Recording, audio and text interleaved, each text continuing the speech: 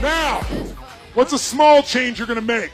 But that small change will create momentum. It's like you're heading this direction and we make a 10-degree shift. Looks like nothing. But we take it out a week from now, a month from now, 6 months from now, you have a different destiny, a different destination. Intention's not enough. You must use momentum. Never leave the sight of setting a goal without doing something that commits you to its attainment. What's a decision that would shift you? What are you going to do so it's real? It's not a story. What's a little thing you could do tonight? And then what's a big thing? I always tell people, you want to change your life? Tell me what you're going to do and then commit and act. Don't just say something, commit and act. What is this really about? Ultimately, if you're going to have lasting change in anything, you're really talking about just raising your standards. I mean, I always tell people, if you want to know how to change your life, I give it to you in 3 words, boring as it sounds: raise your standards. And what does that mean? Corny as it sounds. Raise your standards. Oh, thank you for the breakthrough thought, Tony. I'm glad I wasted my time watching this little email with you. But think about it. Lasting change is different than a goal. You don't always get your goals, but you always get your standards. Maybe it would help you is to think about it this way. I try to explain standards to people with a different set of words. Think of it as everybody in life gets their musts. They don't get their shoulds. Like, think about it. Most people have a list of shoulds, don't they? Don't you have a list of the shoulds, things you should do, you should follow through on? I should lose some weight, I should work out more, I should make more calls, I should respond more rapidly to my email, whatever, you know? I should get into the office earlier, I should be, more confident. Whatever your should list is, people love to have their should list be met, but it's kind of like New Year's resolutions. If it does, it's really exciting, but if it doesn't, which is most of the time, it's a little disappointing, but you kind of know it's not going to happen. But when you decide something is a must for you, an absolute must, when you cut off any possible, you say, I'm going to find the way or I'm going to make the way. Human beings, when they resolve things, when they make a real resolution inside themselves, which is they raise the standard and they make it a must, they find the way. Think about it in your own life. Haven't you had some area of your life where you raise your standard and your life has never been the same? Maybe at one time in your life you smoked cigarettes, or you did something and you did it for years and you kept trying to change it and kept telling yourself I should. And then one day something happened. Something just clicked you over. Something took you over that kind of tipping point. And inside yourself you said no more. And it was a very, very different experience, wasn't it?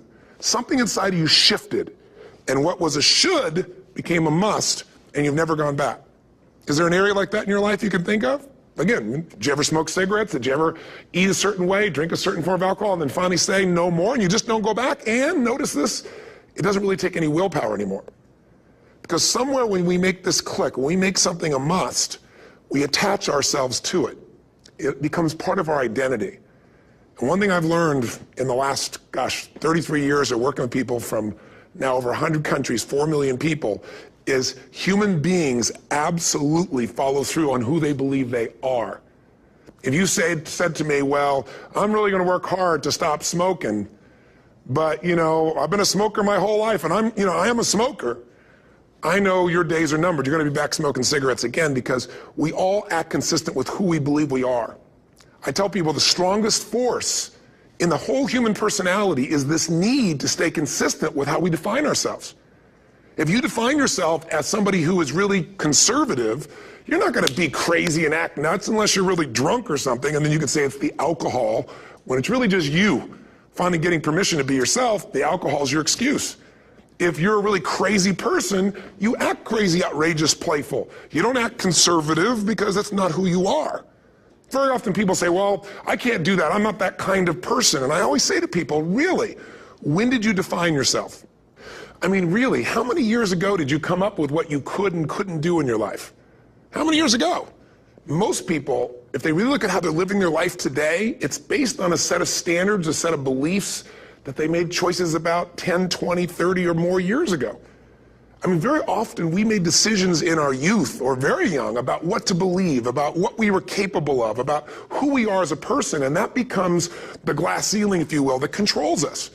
There's a corny metaphor, but it's true. I remember one time I was with my family at the circus, and there was a person there, and they had this big, giant elephant. And you look at this elephant, and they take this little rope, put it around the elephant's neck, and they drive this stake into the ground.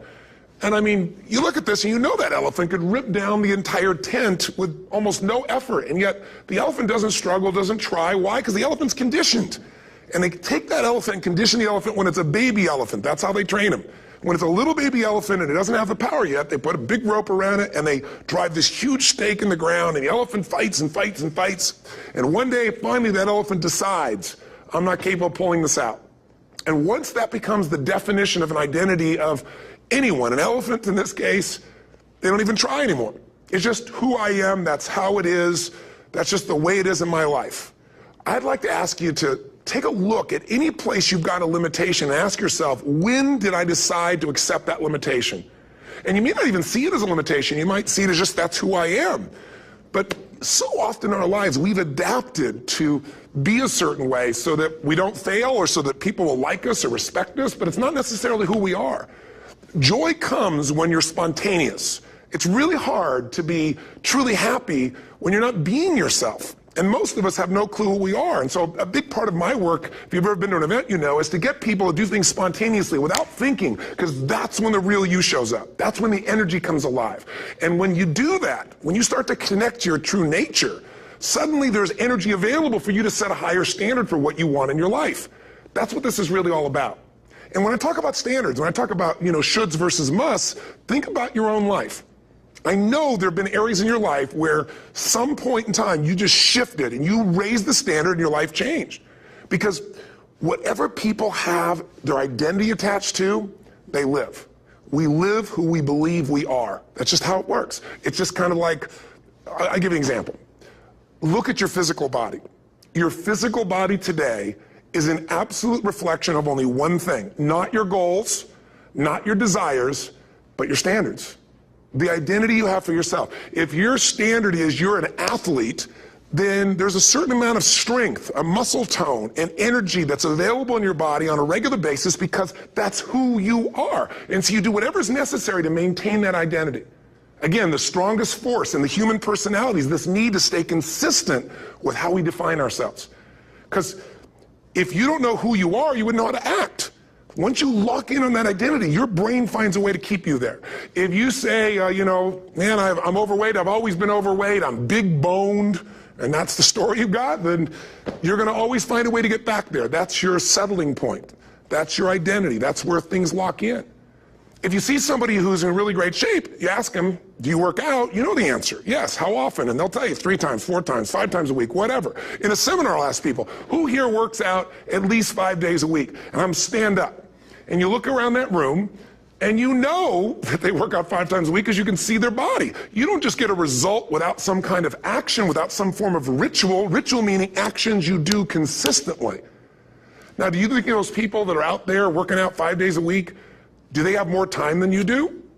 Or I have, or anybody else? Of course not. Is their life less busy? Of course not. It's just a must for them. They must work out that way, and they've made that turn and their life's changed. So I'm not saying you have to work out 5 days a week. I'm just saying whatever you really want, wants don't get met consistently. Standards do. Whatever you identify, this is who I am. And so it's not so much about changing your identity as it is expanding it. Deciding that, instead of your goals to lose 10 pounds, which is not compelling, what if your vision was to get back to my fighting weight? This year, this month, this next 90 days, I'm going to transform my body. I'm going to take on a new challenge. I'm going to find some technique or strategy, there's a million of them, that can reframe myself where I want to feel younger, stronger, more vibrant than ever before. Here's my reasons. Because I want the energy to really make my life work. Because it's tough out there, and I want to be stronger than I've ever been before. I want to go in front of the mirror, and if I'm naked, not, want to laugh. I want to look there and take a good look and go, yeah, I'm proud of whatever I see there. Whatever it takes, something's going to make you laugh, smile, something's going to tease yourself, but something's going to move you to another level. If you identify yourself in a new way and you own that every day, and that becomes the standard of how you live, you'll find the way to make that standard real. Money's the same way. Think about it. It doesn't matter what's happening, quote unquote, in the marketplace. People that make money find a way to make money no matter what, don't they?